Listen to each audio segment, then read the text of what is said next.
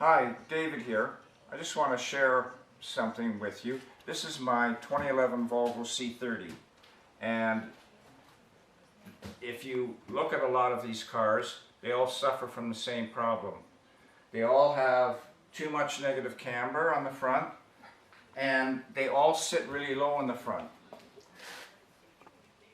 This was sitting so low because of the excess camber that I couldn't even line it up because there is no adjustment. So I bought a pair of Monroe quick struts, and it solved the problem. And make sure that you change both of them.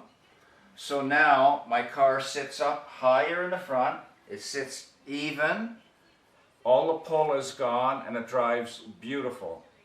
So if that helps you, please subscribe to my channel for any other car tips. Thank you.